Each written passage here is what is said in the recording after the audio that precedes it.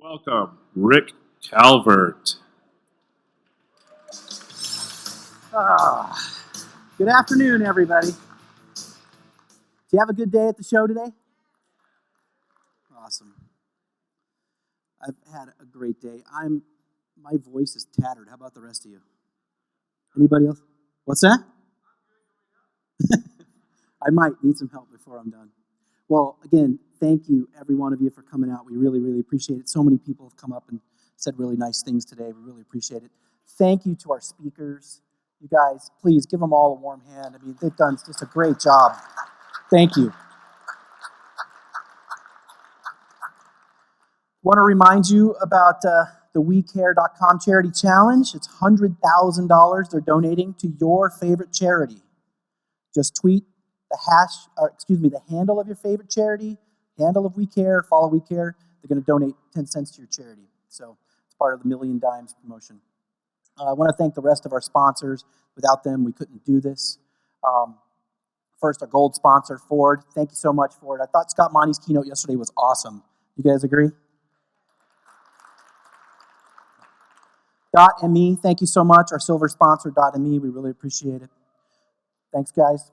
Thanks to our silver sponsors, Overblog, coming all the way over from France. Liva, I guess you're out there somewhere. Thanks, you guys, for coming. Go Army. I know a few of you were at the workout this morning. Thanks to U.S. Army. Guinness Black Lager. We're going to have some more of that in just a little bit at the Podcast Awards. Military.com and Live Lab, who is producing our closing keynote tomorrow. Thank you to WeCare.com again. Thank you to Technorati, BlackBerry, and WordPress. We love our friends at WordPress. Thank you again to all our sponsors. And again, a special thanks to Ustream, who's now featuring this on the homepage with Leo, the keynote this afternoon. Thanks to our guys at New Tech, to Phil and the rest of the team. And thanks to Efren in the back there at TechZulu. Give Efren a warm hand.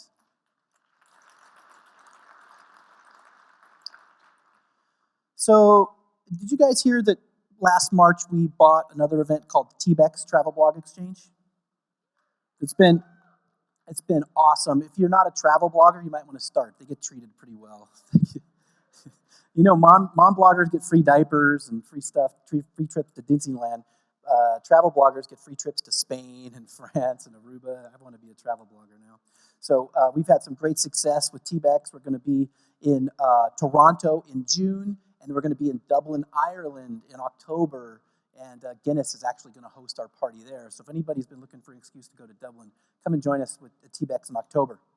So I have another little bit of news for you today.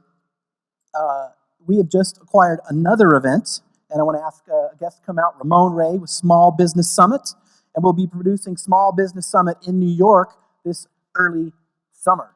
Thank you, Ramon. Thank you very much. Pleasure to be here. So tell people about, first, real quick, how many people out here in the audience are small business owners and entrepreneurs? Which is exactly why we thought Small Business Summit was such a perfect fit. Why don't you tell them a little bit what Small Business Summit is? Sure, absolutely. My name is Ramon Ray. I work for Infusionsoft, a sales and marketing company, and my company is Small Biz Technology. And 8 years ago, we created the Small Business Summit to help bring together small business owners. Like many of you had an idea, like a back of a napkin, we created it.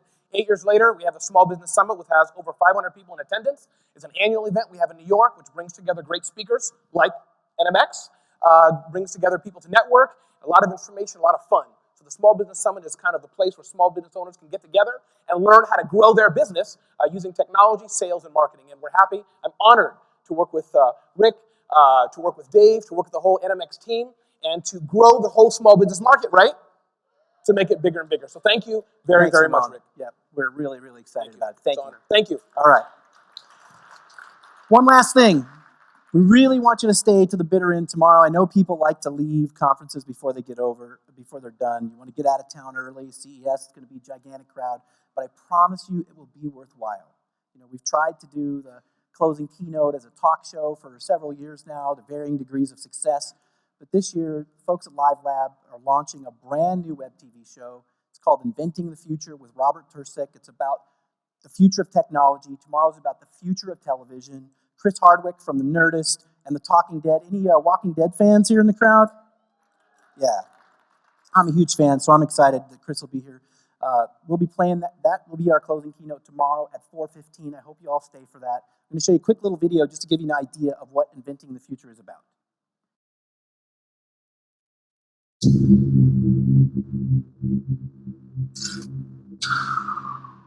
Inventing the Future is a brand new show, a news program that's live, and it deals with the trends that are shaping the world, shaping our society.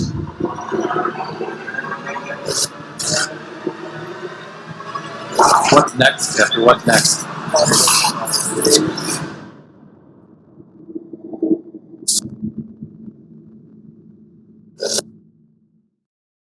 Full production, Hollywood production, world-class musicians. I hope you guys stay for that. So, tonight, Leo will be hosting the Podcast Awards right across the hall. I hope you all join us. I hope you join us for the reception afterwards. And let's give a big, warm welcome. Leo's been a keynoter at the show, I think, 3 times now. He always does such a great job. Who in the audience is here to see Leo? Who listens to Leo's show on TWiT or on the radio? Who are the Leo listeners in the audience? Who was inspired to start creating content because of Leo? There you go. Cliff is in the front row. So please give a warm welcome. We're so honored to have him here, Leo Laporte. Thank you, Rick. Thanks. I wish Rick hadn't done that. It sounded like there was about 8 of you. Oh, well. Hey, how are you? I'm very honored to be here. Thank you very much to Rick Calvert and to Cliff Ravenscroft for inviting me to do this once again after the last time I thought I'd never get to come back. But I'm glad to be here. And I'm going to talk a little bit about our experience as content creators. You'll forgive me. I probably shouldn't have done this, but I put my talk on my Galaxy Note 2. So it's going to be a little weird here.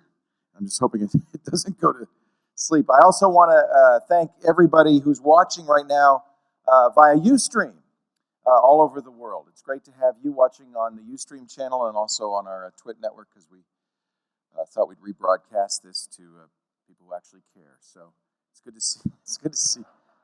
It's like this group right here, right? Okay, just checking to make sure I know who I'm talking to. I was talking to Ustream actually on the show floor. I didn't know this. Who's from Ustream? How many channels now? 17 million, something like that, Ustream channels, some huge number. And they said, you have channel 1,525.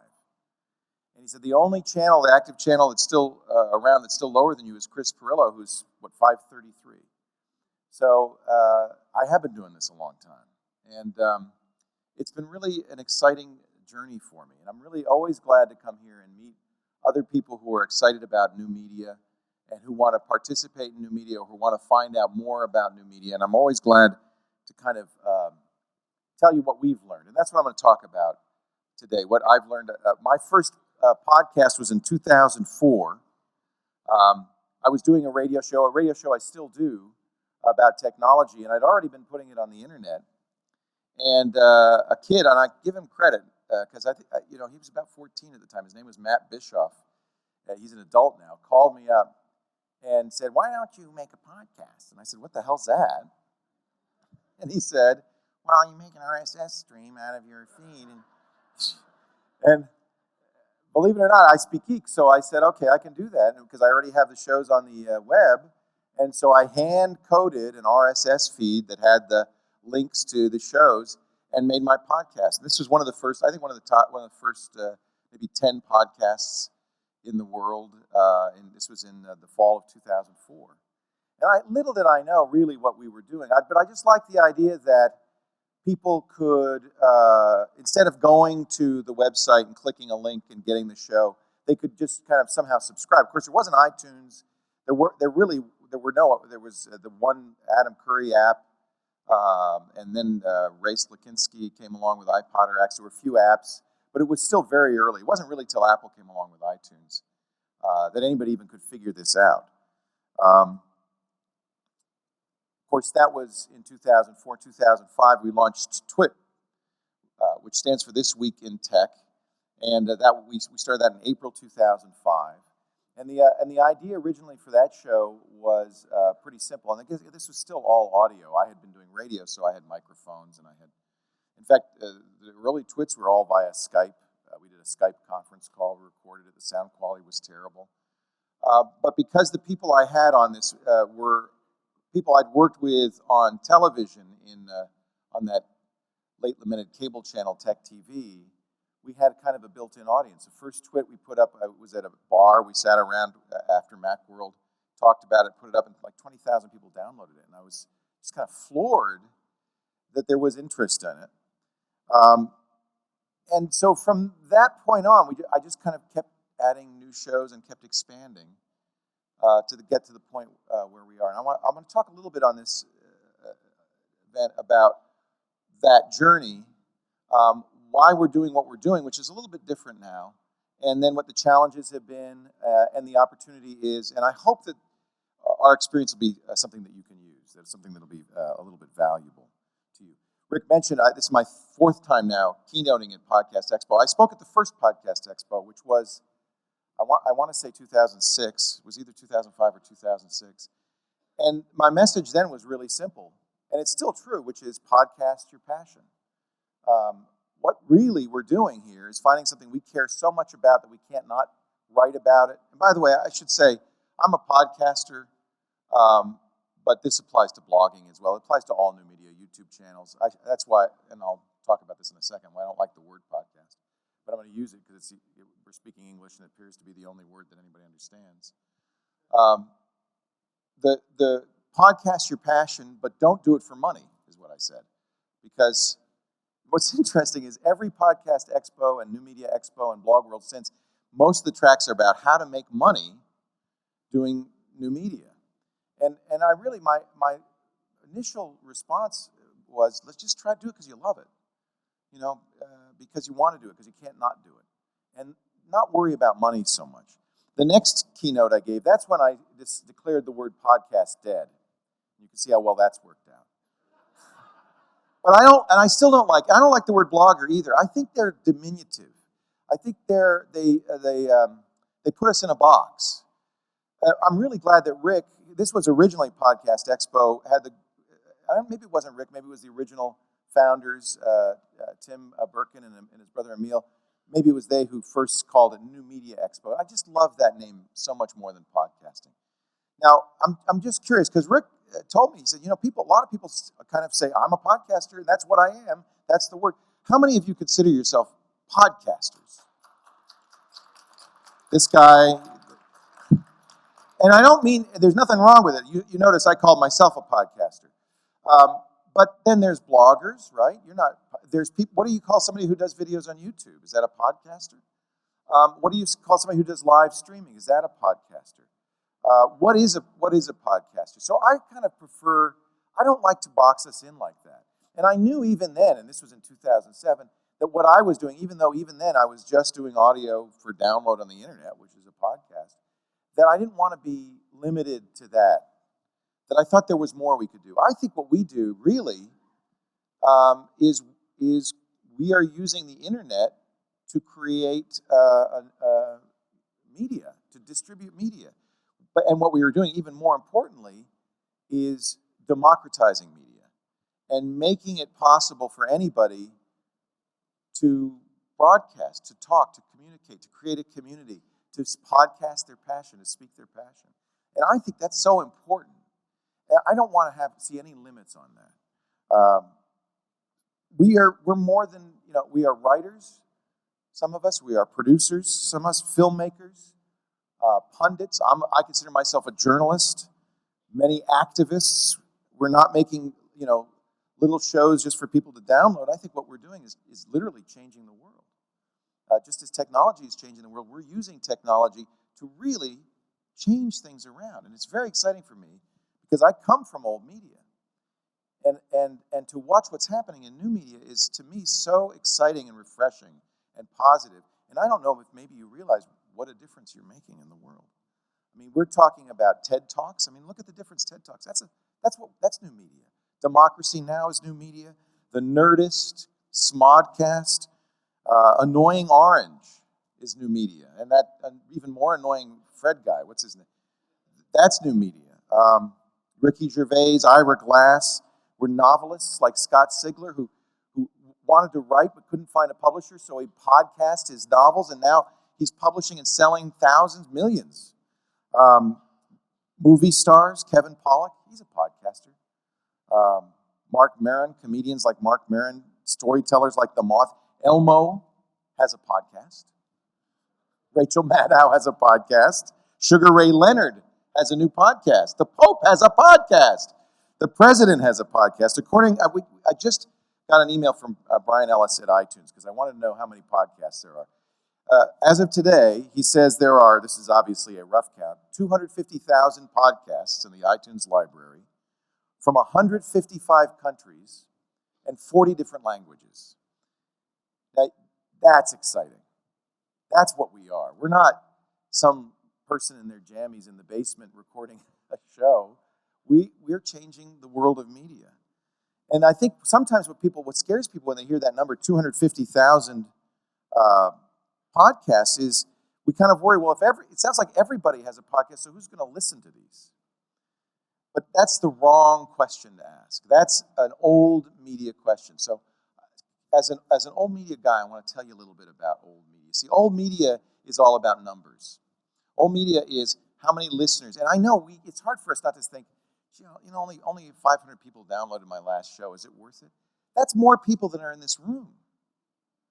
That's a lot of people. But we think in these old media terms, if you don't have millions of people, you're not succeeding. And it isn't what we're up to. It's not what we're doing. And I've spoken about this before, so forgive me if you've heard this before, but I think it's really important to understand that what we think of as media, mass media, is actually a brand new invention. It's not more than about 100 years old. The mass media started with newspapers, right? And radio was, of course, the first mass media. But how old is radio? It's about 100 years old. Then television, movies, mass publication of books. All of that stuff is from the 21st century. It's new. The 19th century didn't have mass media really. So we're in something we're dissolving something that doesn't have ancient roots. It's not part of our tribal consciousness. In fact, what we're doing is much closer to the way humanity has been up until very recently. But the way humans are, we don't really understand history and perspective. We kind of live in the now, right? We don't see the sweep of history. So I think it's hard for us to not think, well, NBC, ABC, and CBS have always been there. There's always been networks. There's always been music labels and motion picture companies. There haven't. And what was fundamentally wrong with them, in my opinion, was they are anti-democratic. In order to do mass media, you used to have a lot of money. The people who got the voice in mass media were the people who had enough money to buy printing presses or recording studios, who had enough money to print vinyl records or CDs, put them in trucks, get them to record stores all over. It was big money people. And those were the people, and I know this because I grew up in this system, those were the people who controlled who got to talk. When I started in radio, I started in radio in 1976. 36 years ago. When I started in radio, you had to go to a station and beg somebody to let you use their airwaves. Somebody who was rich enough to build buy a transmitter, build a tower, get a license from the FCC. It was big. Even the smallest radio station, it was big business. And it was always run by some nitwit, some guy who made his money in carpet sales. Pardon me if you sell carpets, but or some guy who, the guys, cable companies that were started by guys who dug ditches. They put up a tower to receive a faraway metro signal and then dug a ditch and ran a cable to your house. That's the cable companies. These guys aren't natural creators of content. They don't even understand content. And you don't have to think too far back to the golden days of the movie industry to think of the movie moguls, and half the time these guys had no taste at all. Right? And that's who was running this. It was fundamentally undemocratic. I picked the cheesiest, lousiest radio station I could find because I came out of college radio and I thought, I got experience. Turns out that was meaningless. So I worked my way down the chain to the lowest, bottom of the rung radio station that was in an old brothel in Monterey, California, on Cannery Row. And we, the studios, we knew we were in it was an old brothel because there were lots of little rooms. And the studio was in one little room, and the record collection was in another little room. And then they had a balcony overlooking Cannery Row that I guess the young ladies would go out in the balcony and say, hey, come on up here. And that was the worst station I could find. And even then, I had to beg and plead to get on the air there. And they acted like they were doing me a big favor to put me on at midnight on Sunday. They probably were. I mean, they gave me a job, right? It's hard to get a job, but and even harder to get a job where you have a microphone in front of you and a transmitter and a tower, and the guy doesn't really know what you're going to say. And his license is at stake. So you can imagine, it's not easy. It wasn't easy. And I worked my way. I did what you do, up market through market, from Monterey to San Jose, from San Jose to San Francisco. And I've been very fortunate. I had a good career. And then I worked my way into television and did, tech TV and all of that stuff. But at every point, even at tech TV, and I thought these guys are going to be somewhat enlightened, right? They're doing a technology channel. They must understand that we're entering this brand new world, this brave new world of the internet. And no, they didn't. It was all about eyeballs. In fact, what happened to tech TV was they said, this tech audience is a crappy audience. They're too smart. You laugh, but they literally told me that. I was always saying we should serve our audience. We're tech TV. We should serve the tech literate and tech enthusiast, super serve them, give them what they want. But that is such a crazy concept. In broadcasting, it's not about giving people what they want. It's not about super serving a small audience. It's about what crap you could put on the air that will bring the broadest audience in. Well, and notice that's what we got, isn't it? So Tech TV went from doing shows like The Screensavers, my show, or Call for Help, which was all about tech enthusiasts, real technology. In fact, I still talk to people who got into tech because of those shows, because they felt lonely. They were the only nerd in the school or the only geek around, and this was a show, my God, on television, on cable, national television, where they're talking about Linux and stuff that I care about. But the truth is, that audience is small. That audience is maybe 100, 150,000. I would go to management. I remember going to management and doing a pitch and saying, there are 14 million programmers in the United States. That's a lot of, if we can reach those people and do programs, content for, these are serious computer fans, we could do something for them. This is in 2001, I think. I think we can do well. And actually, the COO pulled me aside and said, Leo, I got to teach you something about this business. You don't understand this business. He said, our advertisers tell us that brand is the refuge of the ignorant.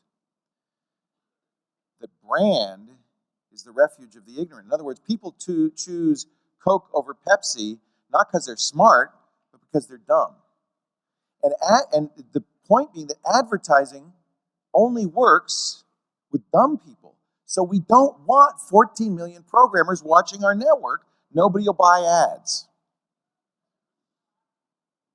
I mean, I was a little bit devastated when he said that. It actually took me a while to figure out what he was saying.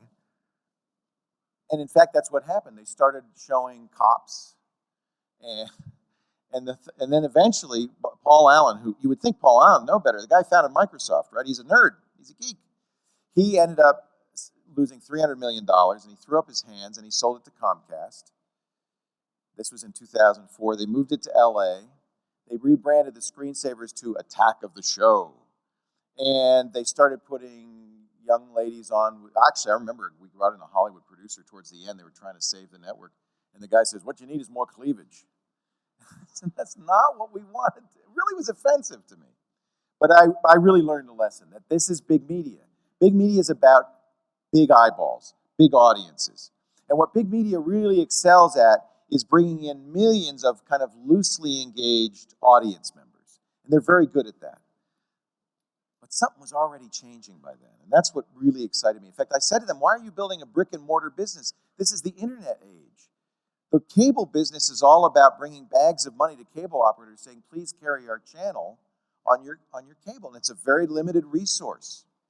But already, this is 2001, already the internet's starting to explode.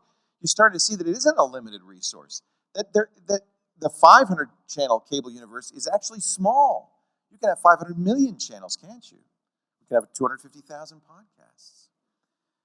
So it was becoming very clear. And the truth is that channel that was Tech TV, that was sold to Comcast, that they moved to LA, that they rebranded G4, has now decided that even what they were doing, which is cops, I don't know what kind of crap they had on that channel. It was terrible.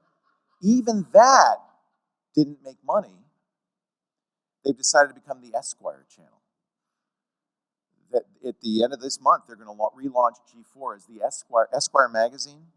I think you can imagine what kind of programming there will be on that channel. And you know what? It's going to fail. Because the economics of cable are such that you need to make $50 to $100 million a year to be profitable in cable for a single channel. Which, by the way, notice there aren't a lot of new cable channels.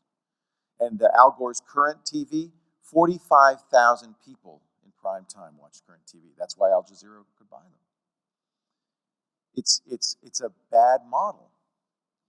But something's happening because advertisers have started to realize that it isn't really working to do these ads to these loosely engaged audience. They finally figured out, thanks to TiVo, that people don't watch ads. They skip right through them, or they go to the bathroom, or nobody's watching ads anymore, right? Because you don't care.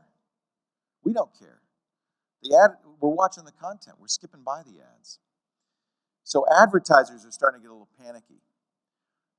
And I think that's where we come in. I think this is where we have a huge opportunity.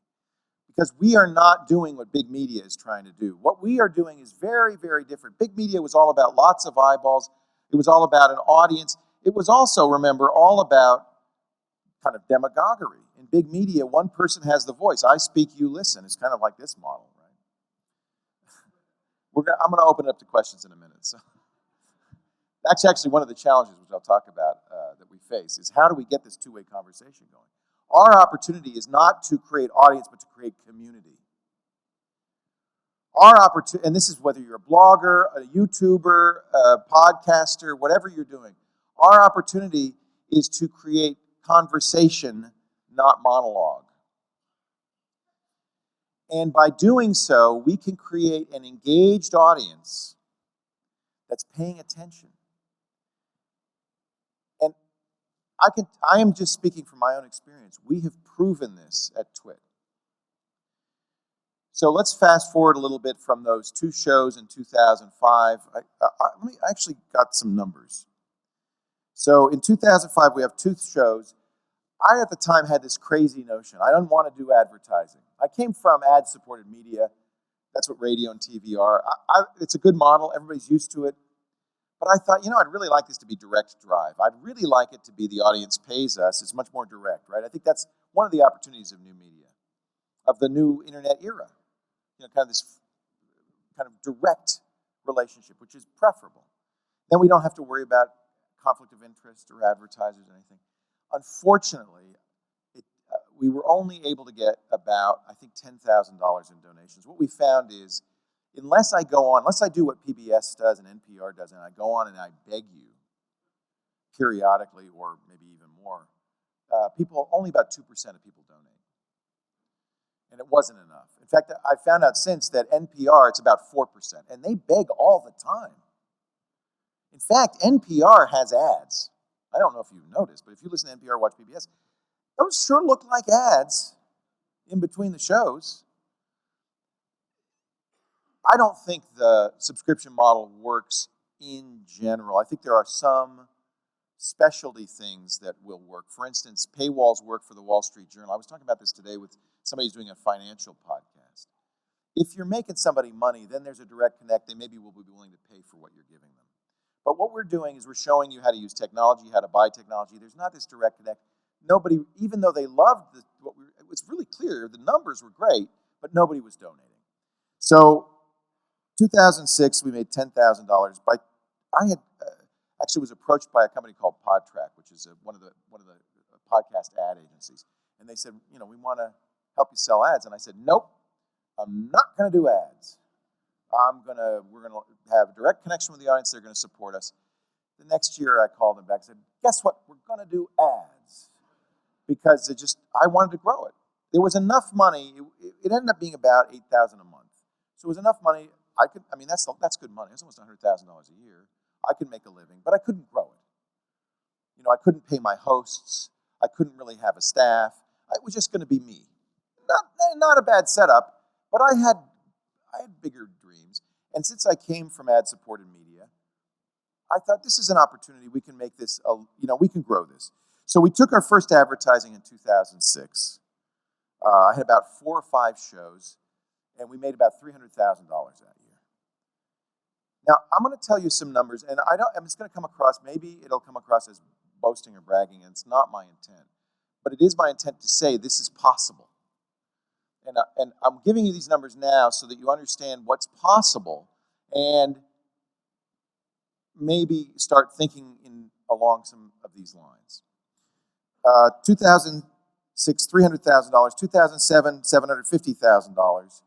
2008, we broke $1 million. 2009, we made $3 million in gross sales.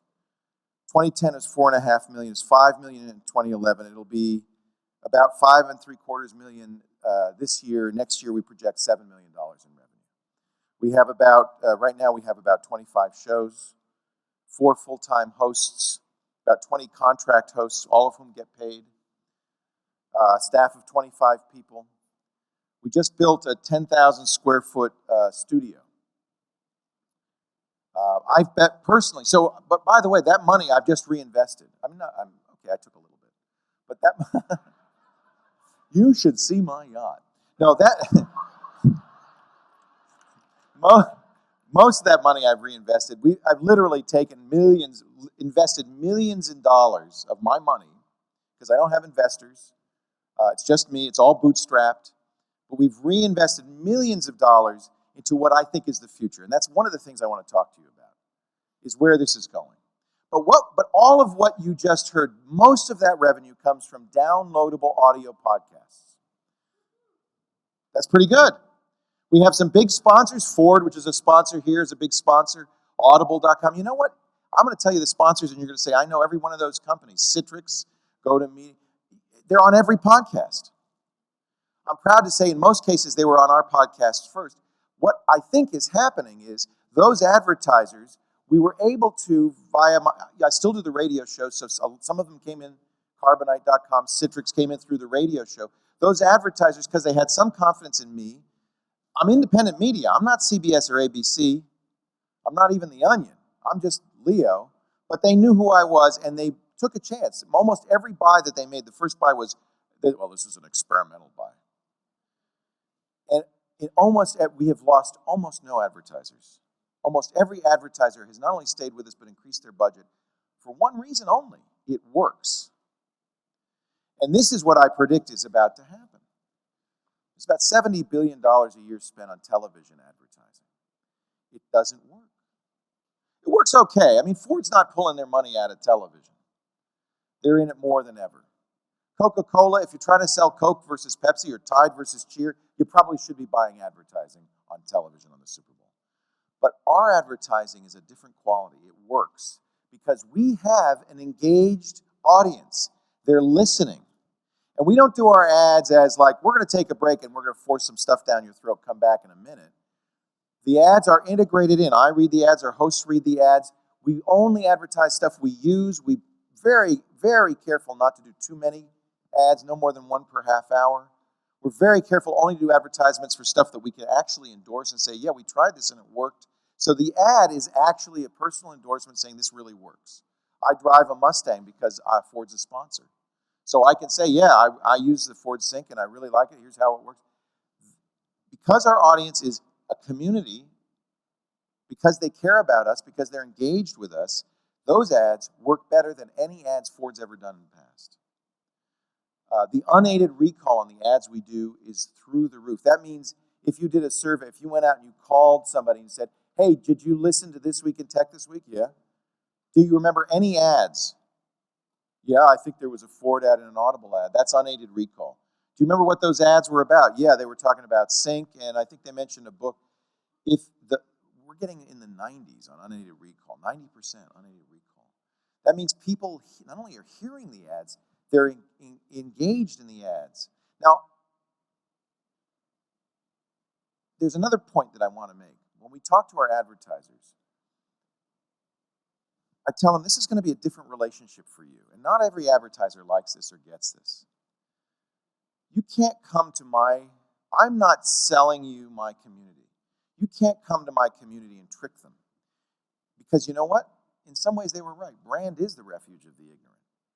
My audience is smart. You can't come to them and say you're going to have bad breath and people aren't going to like you if you don't buy a Ford. It's not going to work. You have to go back to an old day of advertising that most of these guys have long forgotten called features and benefits. You have to come to them and say, hey, this is what we do. This is how it works. And in every case, by the way, our advertisers offer a free trial, which we strongly encourage. Because in my opinion, what that's saying to our audience is, we like this product, we believe in this product, try it. If you don't like it, no big deal. But we believe in what we're doing, we're going to give you a chance to try it free. That really works. There's a message there, an unstated message that we believe in what we're doing, so much so we're going to let you use it. And these are the kinds of things advertisers are going to have to learn. And maybe if you're selling sugared water that tastes slightly different than the other big sugared water, it may not work. I don't know what the features and benefits are of Coke versus Pepsi. But it does work with some advertisers and the kind of advertisers I want. And it's no longer trying to trick the audience. It's telling the audience, we are peers.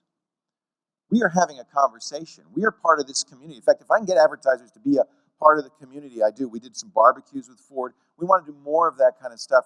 Not, hey, we're trying to get you to buy a car, but we also are geeks. This is really what I think Ford is really in the lead in this. This is really what they're trying to communicate. You know what? We're geeks too. We want this stuff too. We understand this stuff too. And look, we're making this stuff that we think you will like. And I want to have a conversation with you about that. That is what I'm trying to get our advertisers to do. And when they do it, it's hard for them. They for the last 100 years, advertisers have, marketing's been all about tricking people, about, coercing you, about making you feel bad. The whole advertising industry, I have another talk which I dip into a little bit, but I love doing it, was created by this guy named Edward Bernays. Do you know who Edward Bernays was at the turn of the last century? It was Sigmund Freud's nephew. He's considered the father of modern public relations in the 1920s. And he decided, he's actually kind of a creep, that he said, Uncle Ziggy had some good ideas about unconscious, deep-rooted wants and desires. If we could just play upon people's unconscious desires, we could probably sell a lot of products. And he invented modern advertising. He's the guy who came out with 4 out of 5 doctors.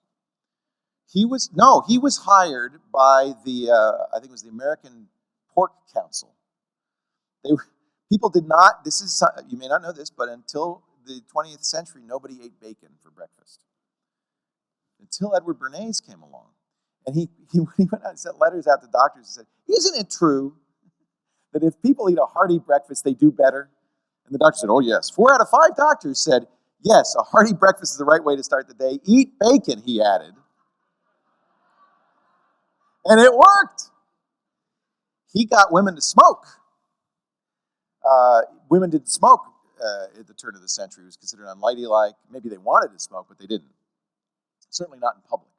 So he hired some attractive young ladies to march in a suffrage parade, women trying to get the vote, smoking cigarettes, walking down Fifth Avenue in New York City, bravely smoking cigarettes. And he got the New York Times to brand them beacons of freedom.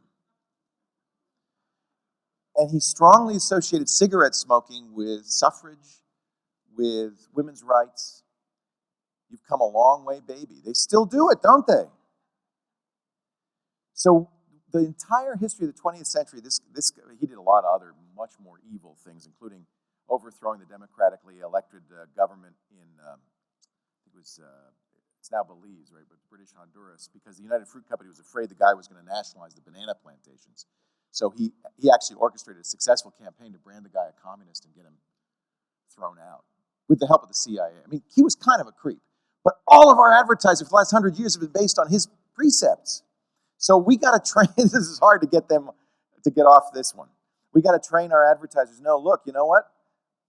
Read the Clue Train Manifesto. This is the internet age. Consumers are smart. They know the differences. You can't talk down to them. You can't trick them anymore. They know the difference between torches of freedom and cancerous cigarettes. And they're not going to buy it. So we tell our advertisers this. We educate them. And when they do it, when they really come to our audience as peers, using us as their mouthpiece, it really works.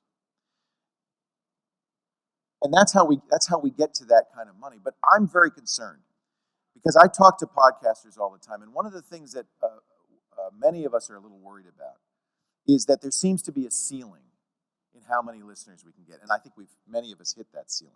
There are a lot of podcasters making money. Well, 10. I don't know what the actual number is. There are not a lot of us.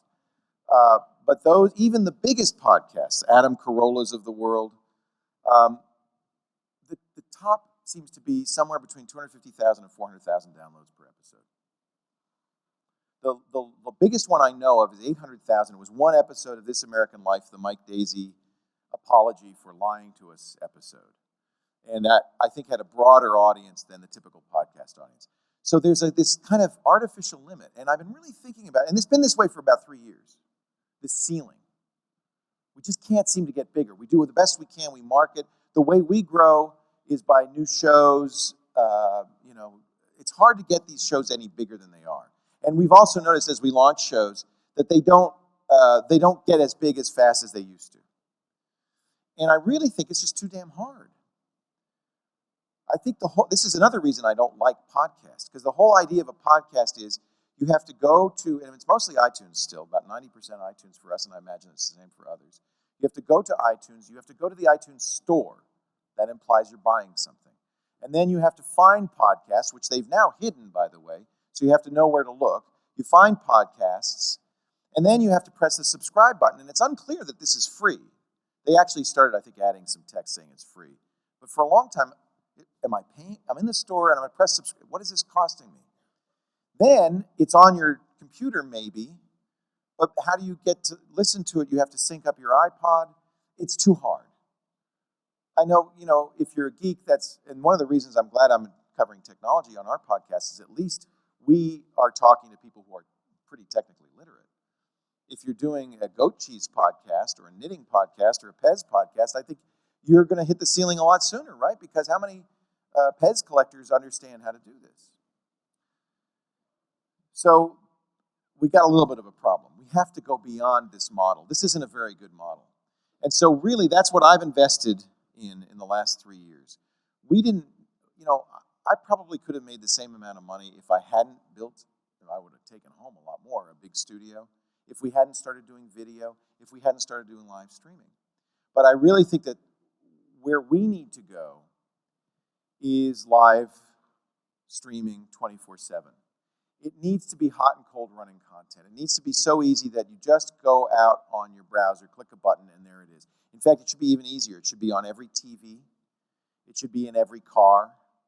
And good news, Stitcher and Slacker are in cars, in Ford, for instance. It needs to be on your Roku. It needs to be on your Apple TV. We won't really be at a parity with old media until it's as easy to watch as old media. And I think we also have to go beyond what old media has done. I think it's a mistake. It's natural. And I think when the internet first appeared, everybody saw it kind of through the filter of what they were doing. So if you were a magazine publisher, you said, look, this great new way to publish magazines. And most of the stuff, even today on the iPad, is just like a magazine. They even have a page turn in it. That's kind of goofy. Or if you're TV, it's a great new way to broadcast television. We'll just put it on YouTube or the internet.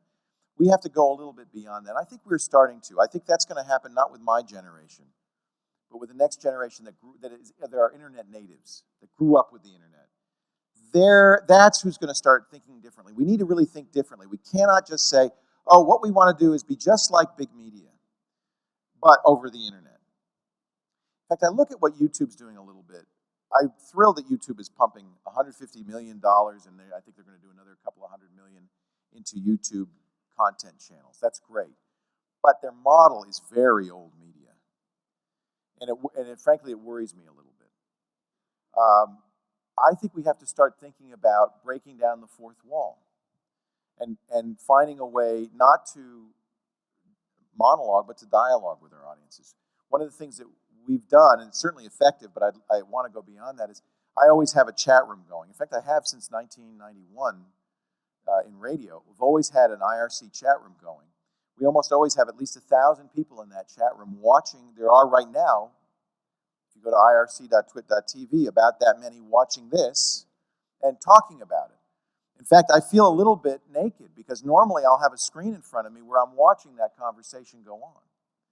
And it's the beginnings, it's very rudimentary, of a breaking the fourth wall, of a two-way conversation. We need more ways to do that. We need more ways to incorporate our audience because really, we've got to remember, we're not building audience, we're building community. And the more engaged the people who are watching and consuming your shows are with you, the better, forget advertisers, the happier you'll be, the more fun you will have.